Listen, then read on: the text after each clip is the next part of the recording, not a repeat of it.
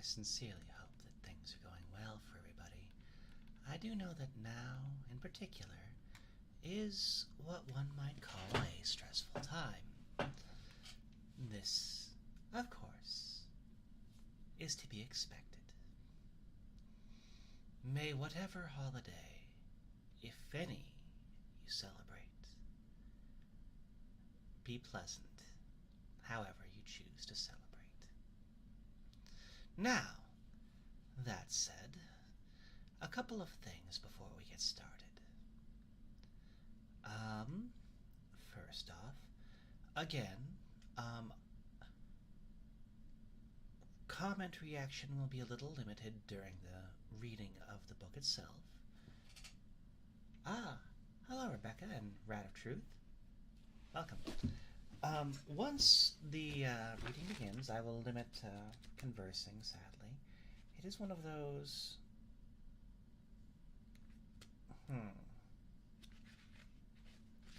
shall we say, curses of doing a live stream. Sometimes you can't always interact as much as you would like. That said, I'll do my best to catch up at the end. That said, stay towards the end of the chapter and perhaps I'll spread some holiday cheer. Now, let us begin. Chapter 4 of Drawing of the Soul. Dorzak. Glancing out the window, the innkeeper could see the small figure darting through the street towards his establishment. 10 minutes late again. Caldel made it to the door of the inn and leaned on the outside wall before peeking inside to survey the scene. It was more crowded than usual. The annual fair had brought patrons from near and far. A few dwarves broke into song over their ales, and he saw his chance, sprinting across the large bar in an attempt to make it to the broom closet before he was noticed. "Warmfoot!" He skidded to a halt a few feet short of the broom, knowing he'd been caught. He slowly turned to face his boss, a rather portly dwarf with platinum white hair. "Yes, Mr. Dorzak?" Caldel looked up and gave his employer an innocent smile. "Don't you yes, Mr. Dorzak me, Warmfoot. You're late again." "I know, but..." "For the 4th time this week." Caldel tried to speak, but the dwarf's voice thundered over his own. Mr. Dorzak was known for his intimidating countenance, especially when angry.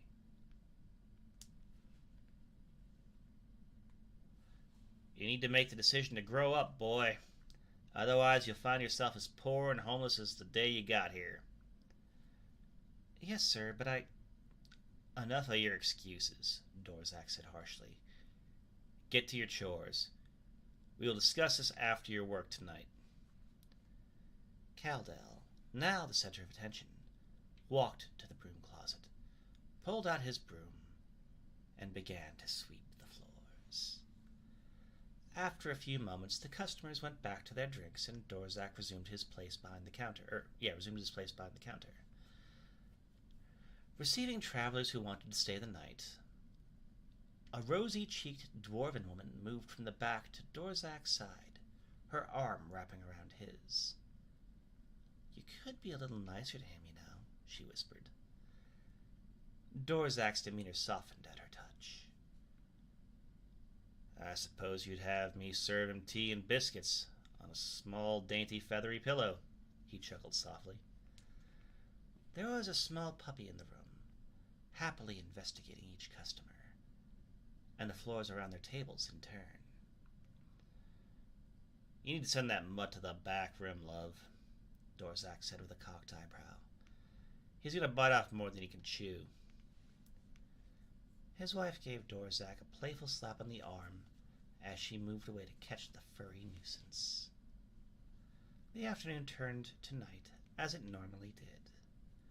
There was always a wide range of customers, from the loud, obnoxious ones to the quiet ones who just want to enjoy a cooked meal as opposed to travel rations.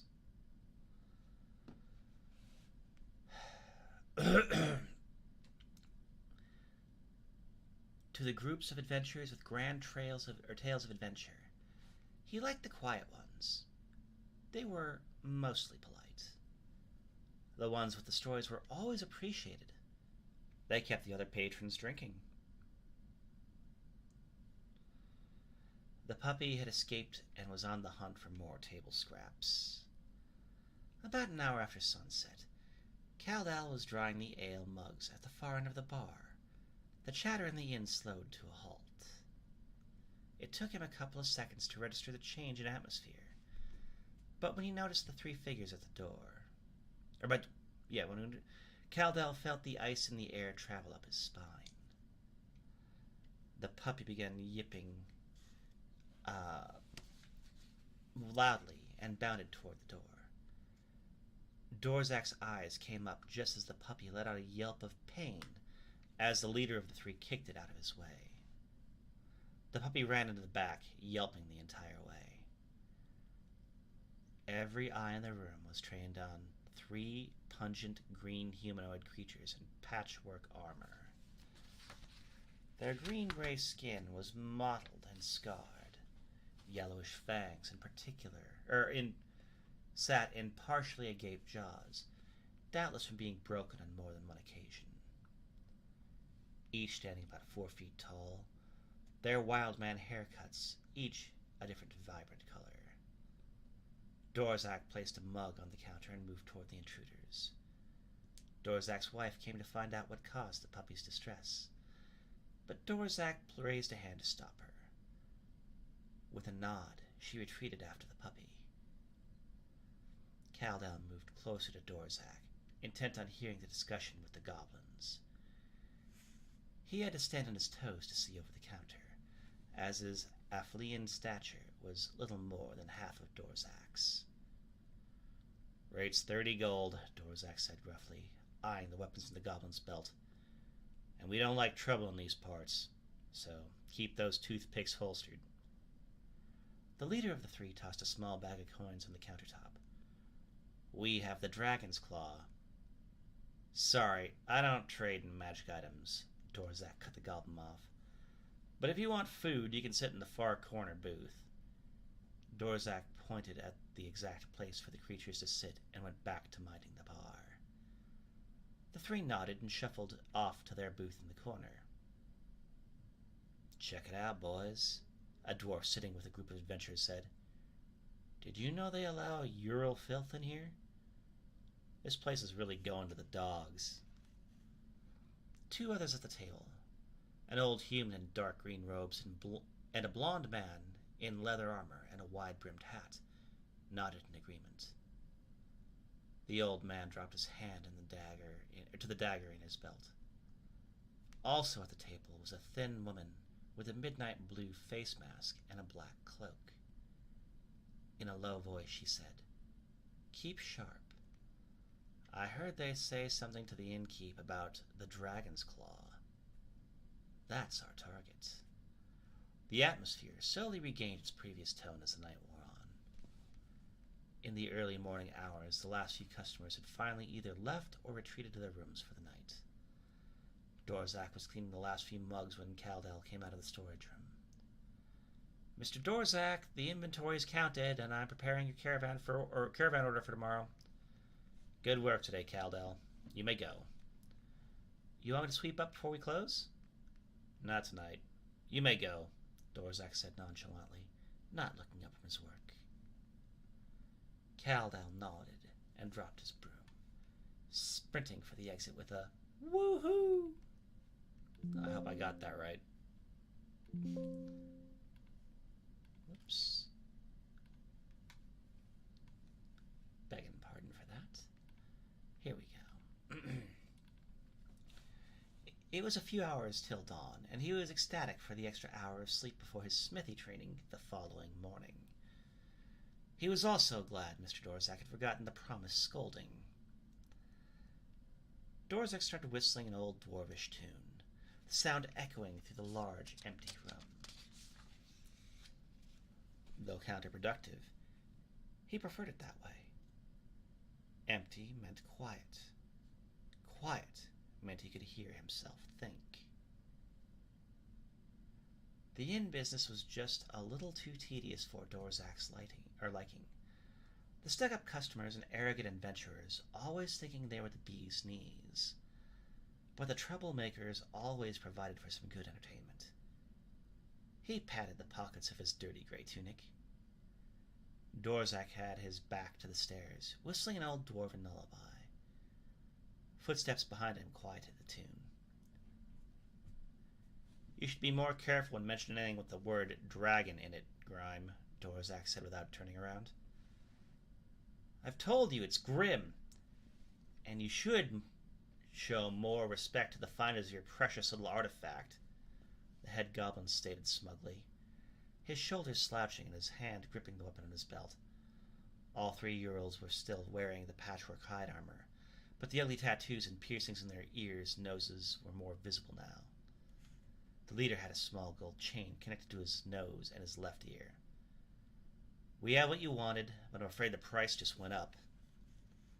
Dorzak reached into his tunic pocket and turned to face the goblins with a thoughtful look. Then he hit the Ural with a strong right hook, sending him flying back several feet. The other two rushed to their leader's aid and helped him to his feet. There were 4 indentations on the right side of the goblin's face. Each mark bore a remarkable resemblance to the symbols on each stud in the iron knuckles in Dorzak's hand. "Let me make one thing clear, Ural." Dorzak looked down at the bloody green man. The innkeeper knew about Urals, though. Considered by most cultures to be simple brutes that understood only violence, lived by a complex warrior code. Knocking Grim to the floor was preferable to killing all 3 of them. Dorzak had dealt with their kind enough to know that once they change a deal, they don't tend to bargain at all. This show of dominance might be just enough to keep everyone alive. "I don't owe you a thing beyond what I promised you," said the dwarf in a low, deadly tone. Quietly, he slid his other hand into the small front pocket of his tabard. "Now, is there anything else you want to say before we conclude our deal?" The leader stood, being sure to stay out of Dorzak's reach, and wiped the blood from his now broken nose. A shadow moved along the far wall. It spoke. "I have a much better offer for you. I may even let you live." The voice beneath the blue mask had a musical tone. If not for the deadly intentions, it would have reminded Dorzak of sunshine on a summer's day.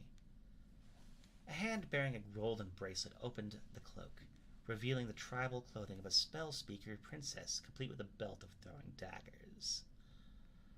"This is a private meeting." Dorzak flexed his fingers in the iron knuckles in the other pocket.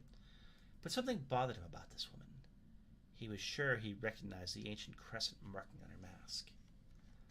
The young woman eyed the weapon on Dorzak's hand and drew a silver dagger from her belt. "I don't believe I asked your opinion." "We can see you two have business to attend to," the goblin closest to the masked woman spoke nervously. "So we'll just leave you before we can finish." The masked woman's other hand flashed into view from inside the cloak, and swept to the side, then back inside the cloak. The goblin who had spoken fell to the floor, with a small throwing knife embedded in his neck. "I don't believe I asked your opinion either, scum." The woman had never taken her eyes off Dorzak. These goblins meant nothing to her, but they did possess the object of her desire. "Now," she said, taking a step close to the goblins. The scar on her right cheek was visible now. "To business. Boys!" Her musical tune carried upward, and a cloaked man came slinking down the stairs. "You called, mistress?" The old man stepped between her and Dorzak. His face was hidden beneath an old leather hood, but there was no mistaking the brass-pommeled dagger at his hip. The man with the leathery armor and wide-brimmed hat had been sleeping at a nearby table. He stared at the order, stretched, and yawned his response. "What now, Tian Shi? I was in the middle of the best dream. I was a I was in a Bendoken bathhouse with 16. Shut up, Robert! Now do what I pay you for. The old man lunged at Dorzak, but Robert simply retrieved a small crossbow from his holster and pulled the trigger in Dorzak's direction. The fight was not as short as it could have been. Dorzak threw the old man over the counter into the mug rack. He landed hard, bringing the whole rack with him. Dorzak dodged 2 bolts from the man at the table and grabbed a heavy mug for retaliation. But before he could do anything, the blond man pulled his wide-brimmed feather hat down around his eyes. Well, guess I'm out of ammo. Dorzak took a second, wondering if the man was serious. But the woman in the mask let out a growl of discontent to confirm the rogue was not feigning his disinterest. I like that rogue already. Dorzak turned to the cloaked woman. She was still standing over the other 2 Urals, who were motionless on the floor. The woman had a gem in one hand and a circular golden plate in the other. I don't suppose I should be surprised. She raised the 2 objects in her hands. But they do make a good distraction. In the midst of her killing the goblins, the blue mask had been knocked from her, revealing an alabaster face surrounded by long raven hair. The scar on her face caught the light, and Dorzak's brow furrowed. No. Tianchi? Tianchi feigned elation, bringing one hand to her chest. I'm so happy you remember me, Dorzak. Her elation evaporated, only the cold stare of vengeance remained. Now you can die with the knowledge that your father beat you. You lose. You don't know what you're doing, Dorzak yelled, but she already had aligned the 2 objects. Oh, but I do, she said with a smirk, and raised one eyebrow. After pressing the gem to the center of the plate, she rotated it clockwise, causing a small clicking sound. You don't understand! You can't! An explosion of light overtook the room, and Dorzak was thrown backward. It was the last thing he remembered. Dorzak regained consciousness. It was dark. He tried to shift his weight, but a sharp pain resonated from his right shoulder, left side ribs, and his left leg. Hands held him in place, and he identified several gruff voices, asking questions of people he couldn't see. His eyes were still shut. Stay put, Mr. Dorzak. You're in good hands. A gentle female voice said, as a cool cloth was placed on his head, alleviating the pain located there. Summer? He opened his eyes and slowly sat up, ignoring the pain with a little help. Where are we? Where's Adra? He looked around the dimly lit, old-looking pub. The tables and chairs were made of shiny brown and red material, and the whole place smelled like grease-dripping bucket from the inn's kitchens. I'm not sure, but Mrs. Adra was escorted to the medical unit to oversee preparations. Summer's golden hair reflected in the light of several candles that had been placed throughout. She was wearing what looked like a shiny white sack. It had torn holes in it for her arms and head, and her bushy tail poking out the bottom. Well, help me up, lass. Then you can go help Adra. And find some better clothes than that. Summer's blush was almost visible in the candlelight, but she obeyed. Despite her slim figure, she took Dorzak's hand, heaving him to his feet. Thank you, he said. As he stood, Dorzak noticed the large room he was in was filled with other dwarves from his home village. But the building was obviously made by Terrans, the tables being as high as Dorzak's midsection. Several of the tables were broken, and deep burn marks littered some visible surfaces. A few of the tables and booths even had large chunks cut out of them. Summer stood, expecting Dorzak to say something else, but he was enthralled with this place. When he realized she was still waiting, he sent her away with a snarky, "Off with you."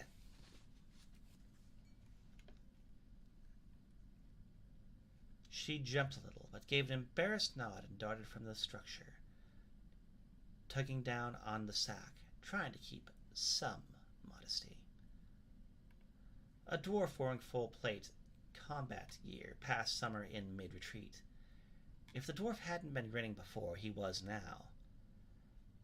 A kitsune wearing a oh, sorry.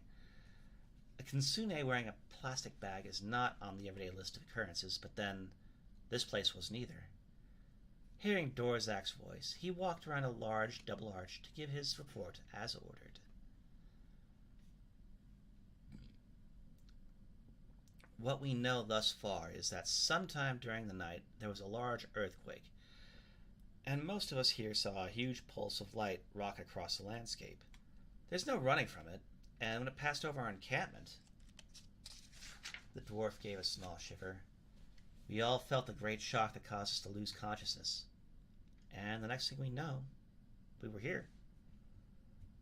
There was no doubt now. Tianchi had activated the dragon's wings. Things were going to get messy. Are you sure you should be standing, sir? The soldier asked, placing an arm on Dorzak's shoulder and to steady him. Dorzak came back to reality and shrugged the hand away. I'm fine, young pup. Just need to get my legs under me. The soldier chuckled and nodded. All right. My mistake, Stonefist. Looking closely at the young dwarven soldier, Dorzak was a little shocked. I haven't been called that in almost a century. He then rubbed the bruise on his hip. How did you know that name? The dwarven soldier said nothing. Instead, he unhooked the covering on his right arm, raising it for Dorzak to see a tattoo of a hammer, which ordinarily would cross 3 interlocking rings. The magical tattoo showed only the hammer in times of war. Dorzak straightened, his countenance steeled instantly. When did the call rise? 2 days ago. The soldier quickly refastened his armor. We were marching to meet the enemy in Tama's Hill when this happened. The soldier gestured to a large group of dwarves around them, sitting and chatting amongst themselves. We sent scouts a few hours ago. They should be returning soon now. It looks like a few hundred of us were sent here to this odd city. Dorzak walked to one of the windows and looked out at the scene. It's happening again, isn't it? He spoke to the wind. There was a large, perfectly smooth black stone pathway stretching off in both directions. The tall buildings were everywhere, with smaller stone pathways running around them. Where are we? He whispered to himself, in awe of those stone marvels in front of him. On the right side of his vision, Dorzak saw 2 dark figures running along the stone road toward his shelter. There was also the light of a torch in the direction from which they had come. Its owner was the height of a large human, but the brightly lit green skin negated that idea. The 2 sprinting dwarves made it to the entrance, and the glass doors were opened for them. Dorzak turned to watch as they hustled over to the fully armored dwarf to whom they had been speaking. Commander Firlode, both dwarves saluted, and the one on the left spoke. We have completed a sweep of the surrounding area. Report, Firlode ordered. Freeload. Whoops. Ordered, his voice devoid of any emotion. Yes, sir, said the scout. We found an enemy encampment less than a mile away to the southeast. They are preparing for battle. I believe they know we are near, though. I am not convinced they know where we are. The commander nodded. Armament? They have archers, Commander, but I do not believe they have war wagons. Even if they did, it wouldn't help them there. Too many tight alleys. Good.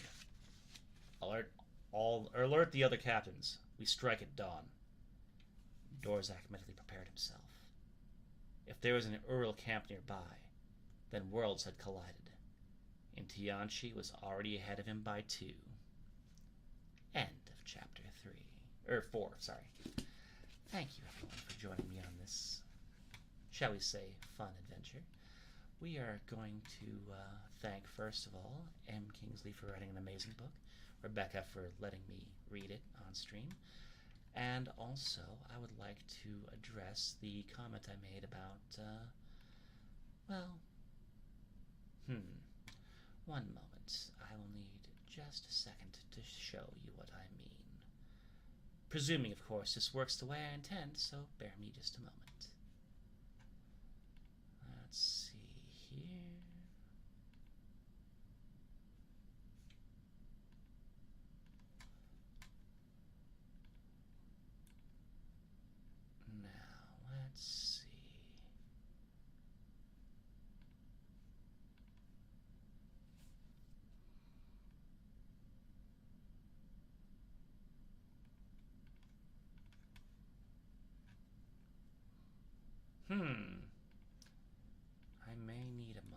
1 second, please.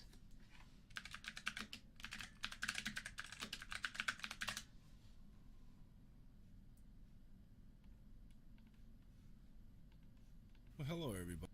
What's up, beautiful? Whoopsies. Sorry, that got really loud.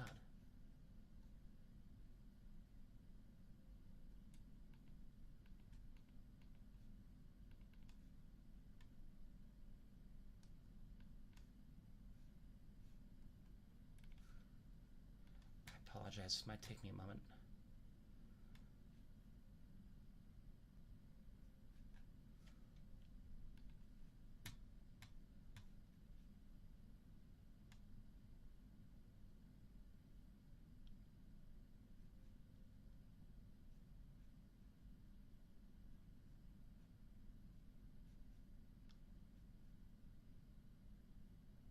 Uh-oh.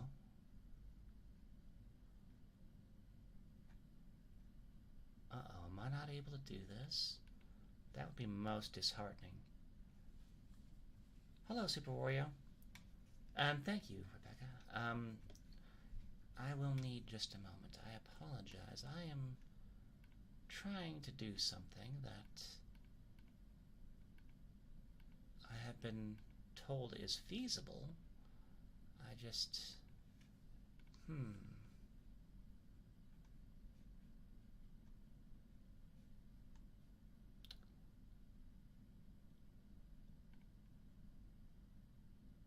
Ah, here we go. Well, let's see. I think that will be good.